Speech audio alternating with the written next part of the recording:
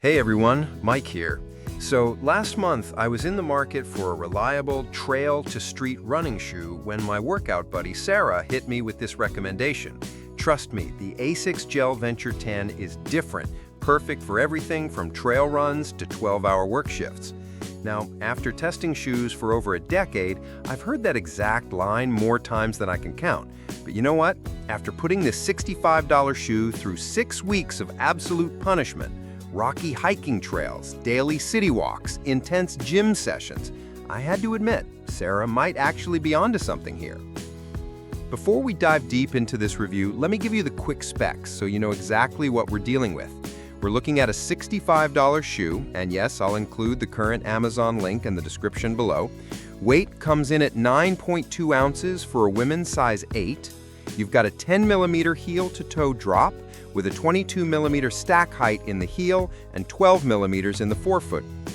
The midsole uses ASICS Amplifoam cushioning combined with their rear foot gel technology. The upper is synthetic mesh with polyester overlays, and ASICS positions this as a trail-to-street running shoe that's best for versatile training, light trails, daily wear, and even work shoes. Now, my testing period was 6 weeks with over 45 hours across running, walking, and workwear. And let me tell you, this shoe surprised me in ways I wasn't expecting. Right out of the box, the Gel-Venture 10 strikes you as a no-nonsense approach to versatile athletic footwear. The synthetic mesh upper feels substantial without being bulky, definitely more durable than those pure mesh runners I've tested in the past, but still breathable enough for extended wear.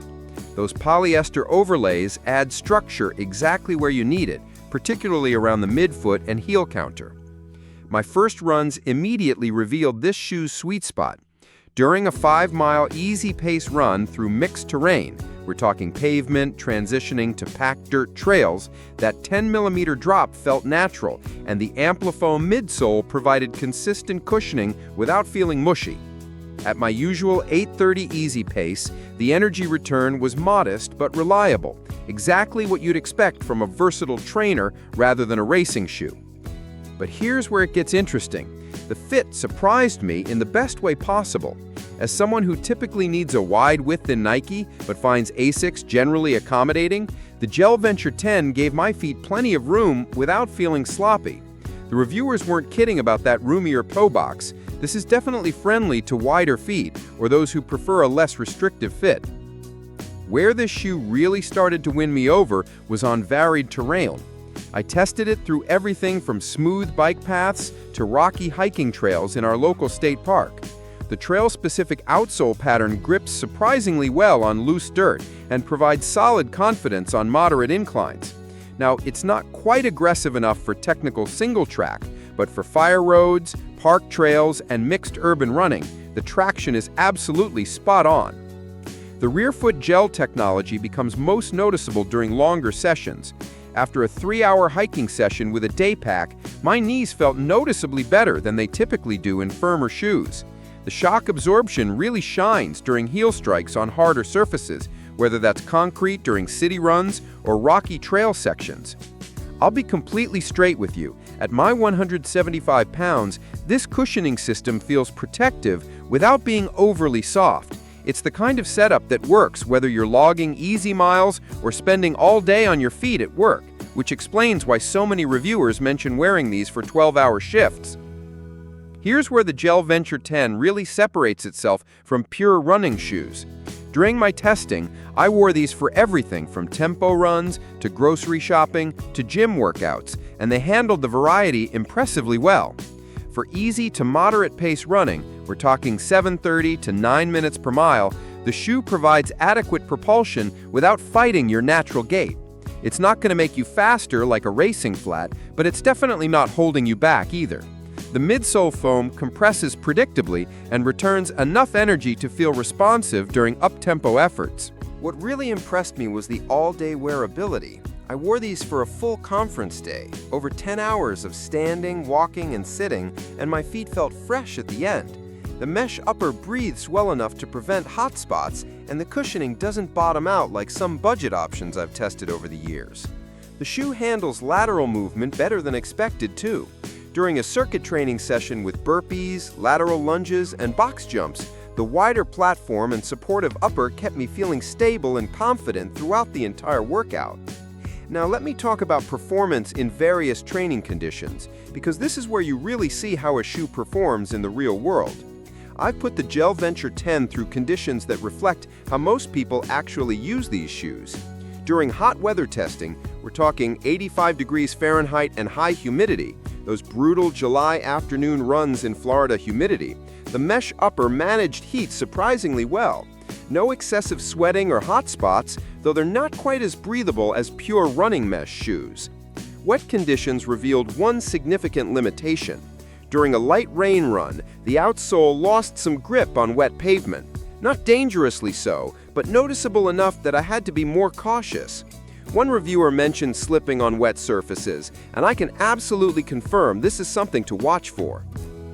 The real test came during extended wear testing with back-to-back long days. After 6 weeks of regular use, including multiple 8-plus-hour days, the comfort holds up remarkably well. The footbed doesn't compress excessively, and the upper maintains its shape without developing pressure points. For durability over time, at 45-plus hours of varied use, wear patterns are minimal. The outsole shows slight wear on the heel strike area, but nothing concerning. The upper materials are holding up well with just some minor scuffing on the toe area from trail contact. You know I'm a stickler for details, so when ASICS made bold claims about the Gel-Venture 10, I had to put each one to the test. Let's break it down honestly.